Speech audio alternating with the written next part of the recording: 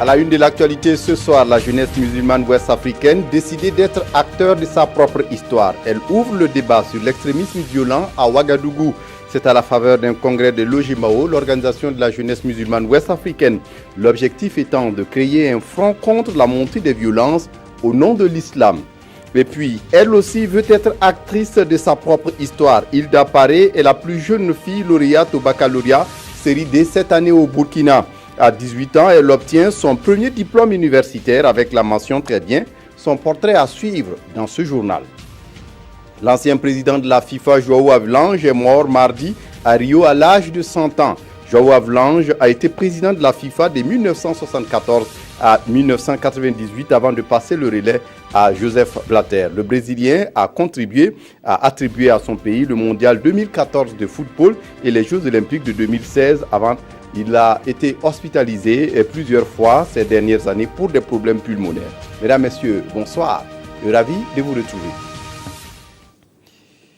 Mais avant de développer ces titres, le président du Faso est arrivé ce mardi à Malabo à la mi-journée pour une visite d'amitié et de travail. De 48 heures, Roch-Marc Christian Kaboré a été accueilli à son arrivée par son homologue guinéen Teodoro Obiang Nguema. Et avant de décoller pour Malabo, le président du Faso a reçu hier dans la soirée le PDG de Africa Finance Corporation et le président de la Chambre internationale du Burkina. Ils sont allés parler investissement avec Roch-Marc Christian Kaboré, mais aussi demander son soutien. Tanga Robert Kafando. Une délégation de Africa Finance Corporation chez le président Roch-Marc Christian Kaboré. Conduite par son PDG Andrew Ali, la délégation est venue exprimer sa disponibilité à accompagner le Burkina dans ses projets d'infrastructures routières et énergétiques. On essaie de faire des investissements dans une manière très pratique et aussi très vite. Et j'ai le sens que le gouvernement ici vraiment veut de faire des choses vite. Et ça, c'est beaucoup très aligné avec notre esprit aussi. Donc, on a trouvé beaucoup de points d'engagement. Après eux, c'est la jeune Chambre internationale qui est reçue par le président de la République. Son président mondial, Pascal Dink, est venu féliciter le président du Faso pour son élection et parler jeunesse. La jeune Chambre Burkina Faso a été impliquée dans beaucoup de projets qui vont de la santé, l'éducation, l'environnement et la paix. J'ai bien sûr fait l'éloge de tout ça au président, mais je lui ai rassuré que la jeunesse du Burkina Faso est encore prête à faire encore plus pour son pays. Le président de la jeune Chambre internationale Burkina est candidat au poste de vice-président aux élections prochaines au Canada et Ouma Ouedraogo est venu demander conseil et bénédiction au président du Faso. Ce matin, le président de la Jeune Chambre internationale était chez le Premier ministre Paul Kaba Thieba. Il est allé solliciter également son soutien et en plus de lui, d'autres personnalités ont été reçues par le Premier ministre. Zalissa Sanfo nous fait le point de toutes ces audiences. Une délégation de Interpol chez le Premier ministre burkinabé. La criminalité ne connaît plus de frontières et elle est ici pour présenter à Paul Kaba Thieba un projet de création de données criminelles et d'informations policières dans toute l'Afrique de l'Ouest. D'abord, ça va être un outil d'assistance au commandement. Donc la hiérarchie aura une vue d'ensemble sur tous les phénomènes criminels dans le pays, sur tous les suspects existants dans le pays, sur toutes les armes volées dans le pays, sur tous les passeports, les véhicules, les outils utilisés dans le cadre de la criminalité et pourra mieux organiser sa réponse à toutes ces formes de criminalité. Deuxièmement, les enquêteurs des services judiciaires en particulier auront également une vue d'ensemble instantanée sur toutes les données existantes dans les différents corps de police et finalement un policier de base, par exemple à l'aéroport ou à la frontière, il saura si la personne qui se trouve en face de lui est recherchée par un service de police au Burkina Faso ou dans un des autres 15 pays de l'Afrique de l'Ouest.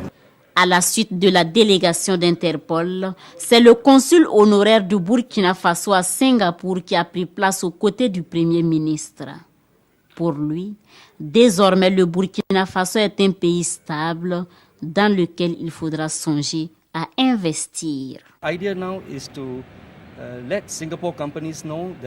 Maintenant, nous pouvons rassurer nos compatriotes que le Burkina est stable. Donc, ils peuvent venir investir dans le domaine de la construction, l'éducation, la santé et l'énergie.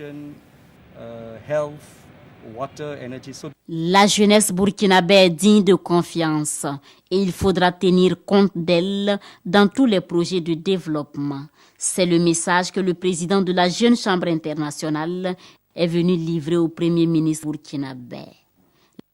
Dans l'actualité ce soir, contre l'extrémisme violent et le terrorisme, les jeunes musulmans ouest-africains proposent l'éducation. Depuis ce matin à Ouagadougou, ils sont réunis pour le 8e congrès ordinaire de l'Organisation de la jeunesse musulmane en Afrique de l'Ouest, OGEMAO. La rencontre est couplée avec un colloque international sur le renforcement des capacités de la jeunesse musulmane en Afrique de l'Ouest. À l'occasion, ils vont proposer des recettes à même de contribuer au renforcement de la résilience des populations à l'extrémisme violent et tout son corollaire. Mounira Kéré.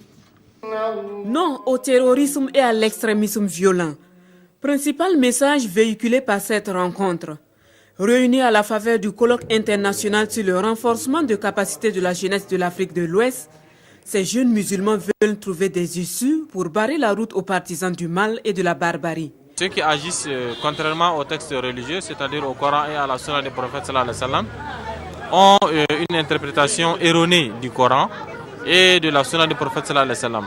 Et le plus souvent, c'est pour des raisons occultes, ce ne sont pas pour des raisons religieuses, parce qu'il est connu de tout le monde, et des musulmans, et des non-musulmans, qu'il n'appartient à personne de tuer des victimes innocentes pour des raisons qui sont inavouées. Le terrorisme n'est pas l'apanage d'une race, d'une ethnie, encore moins d'une religion, a souligné Sidiki Baba. Et cette jeunesse réunie autour de l'OGEMAO, l'Organisation de la jeunesse musulmane en Afrique de l'Ouest, entend agir urgemment pour contrer la montée du fléau. Aujourd'hui, massacrer des populations au nom de l'islam ne constitue pas du point du tout des actes religieux, mais des actes criminels. Il faut les traiter comme tels, les combattre comme tels.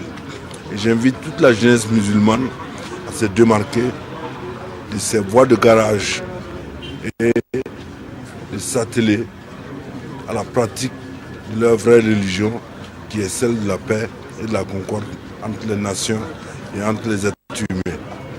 Dans un contexte où l'islamisme radical gagne du terrain, la contribution de la jeunesse musulmane dans la prévention de l'extrémisme violent est fortement attendue. Une autre résilience nécessaire des populations, c'est bien celle contre les changements climatiques, surtout quand ils touchent les enjeux liés à l'eau et à l'énergie. Ce matin, un symposium international vient de s'ouvrir dans la capitale burkinabé.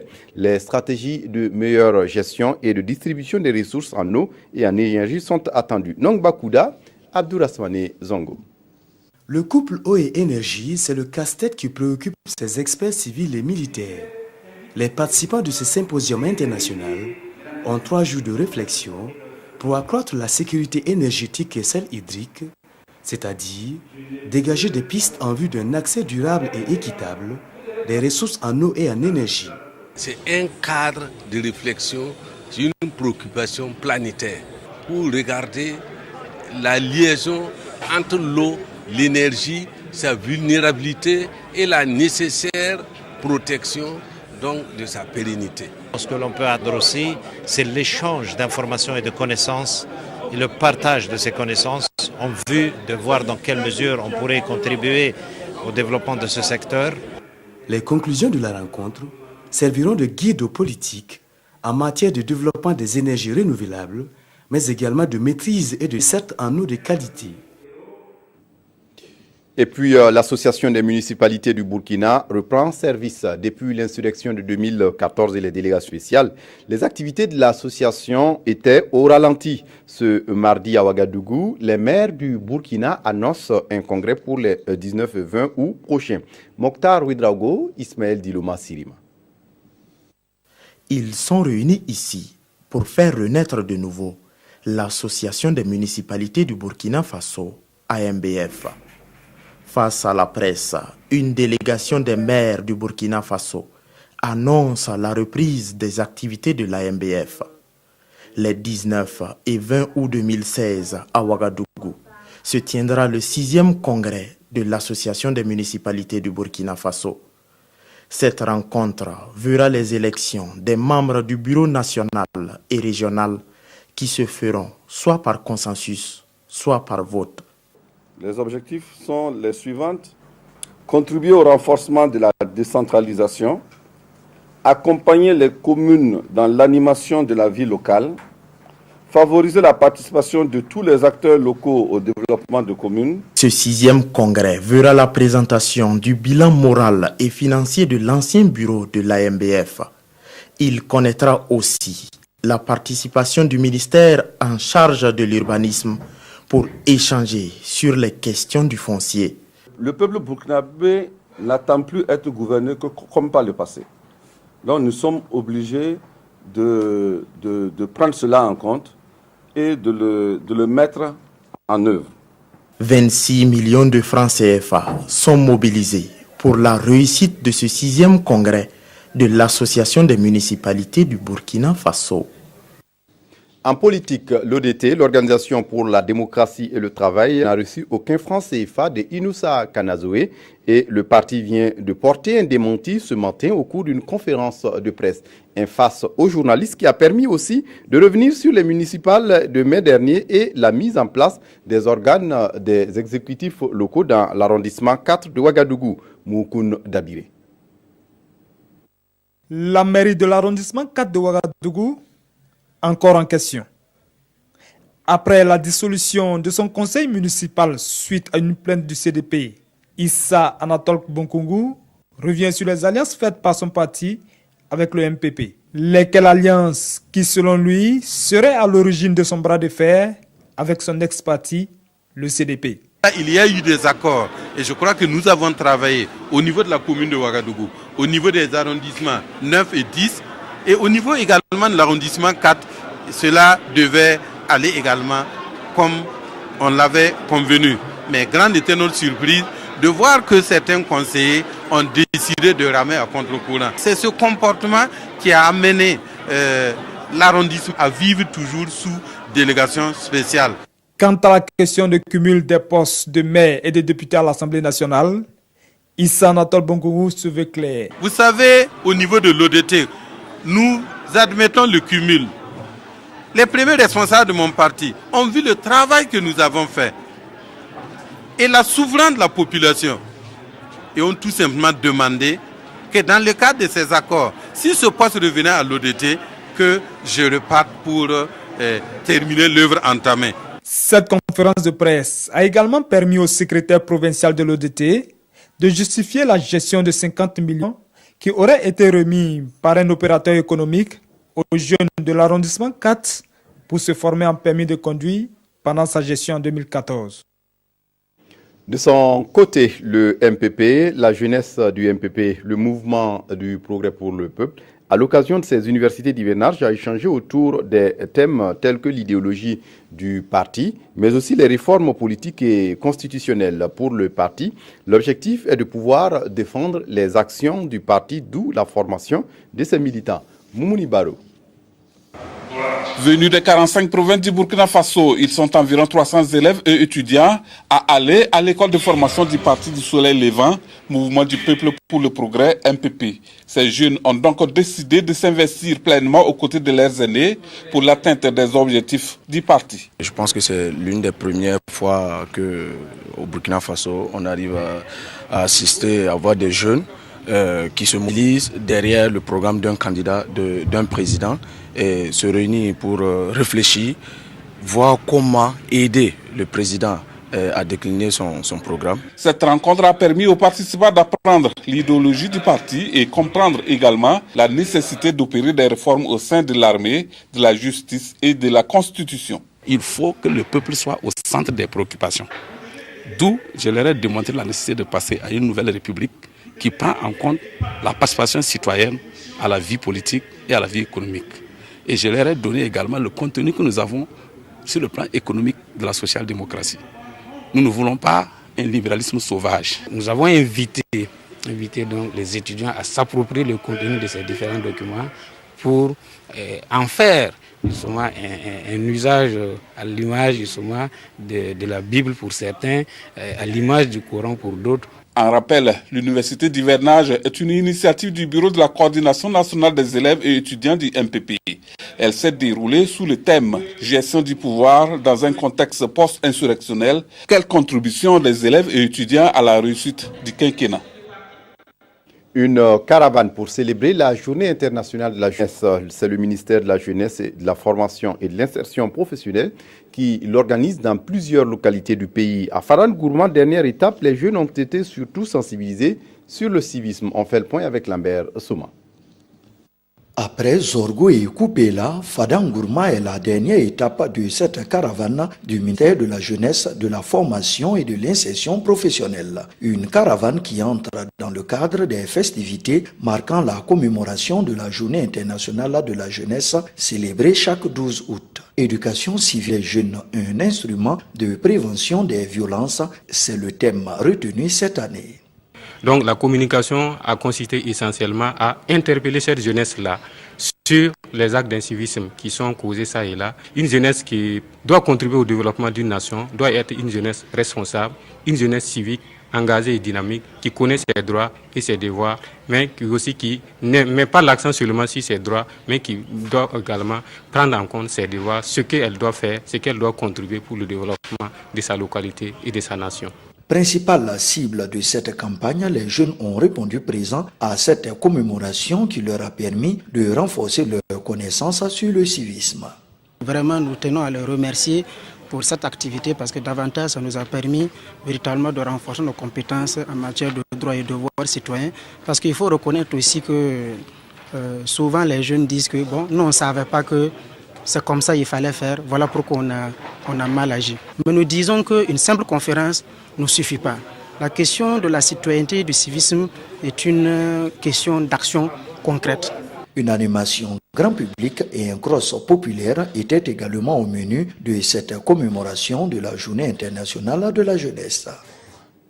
Je vous le disais en titre, âgée de 18 ans, la plus jeune fille lauréate du baccalauréat série D au Burkina cette année. Elle a obtenu la mention très bien, un succès qu'elle entend saisir comme opportunité pour se projeter dans l'avenir. Ses rêves et ses ambitions après le bac dans ce portrait signé Moukounda Biré. Le visage souriant et l'aspect calme, cette jeune fille n'a visiblement rien d'imposant. Et pourtant, derrière cette silhouette réside un esprit de gagnant qui force l'admiration. Son nom, Hilda Paré. À 18 ans, elle a décroché le bac D cette année avec une moyenne de 17,75 sur 20, faisant d'elle la meilleure au baccalauréat de session 2016 au plan national. Loin d'être un hasard, cette performance est le fruit d'un effort fait d'études et de prières. Depuis que j'ai commencé ma terminale, je m'étais fixé pour objectif de réussir mon bac avec mention très bien. Donc j'ai beaucoup prié et j'ai étudié de manière régulière. Quand tu prends une leçon, tu ne comprends pas, tu cherches ou tu n'as pas compris, tu peux demander au professeur, il ne faut pas avoir honte. Il y a des gens qui se disent, si je ne peux pas demander, on va dire je ne vaux rien. Non, il faut partir demander. C'est le devoir du professeur de te montrer que tu ne comprends pas. Comme les jeunes de son âge, Hilda ne boude pas les sorties et les loisirs. Mieux, la bachelière assimile les études à un jeu. Sauf que dans ce jeu, Hilda s'amuse sérieusement et les parents sont là pour la soutenir. On a eu à faire un examen blanc en mai. Et à cet examen-là, je peux dire que je n'étais pas fière de mes résultats. Le jour là, j'étais vraiment découragée. Je me disais, bon, mention très bien, tu ne pourras plus y arriver. Je suis venue, j'ai expliqué à ma maman, elle m'a dit non, c'est un signe de Dieu. Il faut te remettre en cause, tu vois où tu n'as pas réussi. Tu pars, tu retravailles là-bas. Peut-être que c'est Dieu qui veut te montrer que tu n'es pas encore prête. Donc, il faut redoubler d'efforts. J'ai aussi expliqué à mon papa, il m'a assisté. Donc, je peux dire qu'ils m'ont vraiment appuyé. Sans eux, je ne serais pas arrivée en ce moment. Deuxième d'une famille de 3 filles, La lauréate nourrit l'ambition de devenir ingénieur en pont et chaussée. Une option qui la conduira dans une école polytechnique, probablement à l'étranger, donc loin de ses parents. Mais la décision, Hilda l'assume pleinement. On ne rencontre pas beaucoup de filles dans ce genre de domaine-là. Moi, mon objectif, c'était de montrer vraiment que les filles sont capables de tout faire. Sauf que ce chemin n'est pas celui que ses parents avaient prévu. Le choix de son papa, c'était la médecine. Il est absent, mais il voulait la médecine. Bon, moi aussi, mon choix partait un peu vers là-bas, vers la médecine. Mais elle m'a dit qu'elle voulait vraiment continuer pour devenir ingénieure. Qu'à cela ne tienne, dans la famille Paré, c'est l'union sacrée autour de son futur ingénieur. Désormais, la sécurité des sites miniers au Burkina est confiée aux forces de l'ordre et de sécurité. Un atelier de l'Office national de sécurisation des sites miniers débuté ce matin doit aider à l'harmonisation des missions. On fait le point avec Yoran Lompo. Les forces de défense et de sécurité unissent leurs efforts pour la satisfaction dans le court terme des besoins de sécurisation des sites miniers en attente. Réunis dans cette salle, ils ont 48 heures pour faire un point de situation précis des sites miniers bénéficiant déjà de leurs services sur l'ensemble du territoire national et réfléchir sur une nouvelle organisation. Au jour d'aujourd'hui, les opérateurs miniers sur le terrain, quand ils ont des préoccupations en matière de sécurisation, ils traitent discrètement, soit avec la gendarmerie nationale, soit avec la police nationale. Il y a lieu que cette situation soit examinée pour effectivement ramener l'ONASIM dans ses rôles et rendre l'ONASIM opérationnel sur le terrain. Créé en 2013, l'Office national de sécurisation des sites miniers devra tendre vers une autonomie financière. Il est attendu de pied ferme à la 18e Assemblée générale des établissements publics de l'État en 2017. À présent que toutes les conditions sont réunies du point de vue organisationnel, nous avons commencé notre organisation dès maintenant pour répondre présent avec des résultats concrets, clairs. En vue de permettre à l'ONASIM d'amorcer son opérationnalisation effective, les conclusions de leurs travaux seront sur la table du président du Faso dès ce 1er septembre. À l'étranger, au Gabon, Jean Ping, l'ancien président de la Commission de l'Union africaine, défie Ali Bongo avec 2 renforts, conférant ainsi à la campagne présidentielle un tour nouveau. Le retrait de 2 poids lourds de l'opposition en faveur de Jean Ping apporte visiblement du soutien à ce dernier. Regardez. La campagne présidentielle a pris un tour nouveau mardi au Gabon avec l'annonce du retrait de 2 des principaux candidats d'opposition en faveur d'un 3e poids lourd, Jean Ping, pour défier le président sortant Ali Bongo au scrutin à un tour unique du 27 août prochain. Au terme d'une dernière nuit de négociation, Jean Ping, 73 ans, ex-président de la Commission de l'Union africaine, a obtenu le soutien de l'ex-président de l'Assemblée nationale, Guy Nzuba Ndama, et de l'ex-premier ministre Casimir Oyemba. Avec ce ralliement solide et certain, Jean Ping est désormais le candidat unique de l'opposition, proclame son entourage très confiant. De fait, si la commission électorale a validé au total 14 candidatures pour le scrutin à un tour du 27 août, les autres candidats n'ont pas le poids du président sortant ni de ses 3 principaux opposants. Le porte-parole du gouvernement gabonais, Alain-Claude Billy Baye Nzé, a qualifié sur Twitter ce ralliement de marchandage d'épicier qui n'a pour objet que la répartition des privilèges et fonctions. Cette alliance contre nature entre des candidats sans projet commun se fait aux dépens des Gabonais et présente un risque réel pour le Gabon, a-t-il dit dans un second tweet. En rappel, Jean Ping, comme Nzuba Ndama et Oyemba sont tous d'anciens cadres du régime d'Omar Bongo, père et prédécesseur d'Ali Bongo, qui fut président pendant 41 ans, jusqu'à sa mort en 2009. Des commentaires signés Draman Ladjian sur des images de l'AFP. Puis Joao Avalanche est mort. L'ex-président de la FIFA est décédé ce mardi à l'âge de 100 ans dans un hôpital où il avait été admis. Jérémy Koulibaly. João Havelange, l'ancien président de la Fédération internationale de football, est décédé ce mardi à l'âge de 100 ans. Hospitalisé à plusieurs reprises pour des problèmes pulmonaires, l'homme qui a dirigé la FIFA d'une main de fer pendant un quart de siècle a tiré sa révérence dans sa ville natale de Rio, en pleins Jeux olympiques. Ancien nageur et joueur de water polo aux Jeux olympiques de Berlin en 1936 et d'Helsinki en 1952, il a eu le mérite d'avoir fait du football un langage universel, selon sa propre formule. Arrivé à la tête de la FIFA en 1974 à la faveur du congrès de Francfort, en remplacement de l'anglais Stanley Roos, il est le premier dirigeant non européen de la FIFA depuis sa création en 1904. Il quitte la tête de la FIFA en 1998, après avoir fait le tour du monde pour, dit-il, élargir les frontières du football. Son mandat est cependant marqué par des accusations de corruption, dans un contexte d'explosion des droits télévisés. En 2011, il a 95 ans et démissionne du comité international olympique dont il était membre depuis 1963.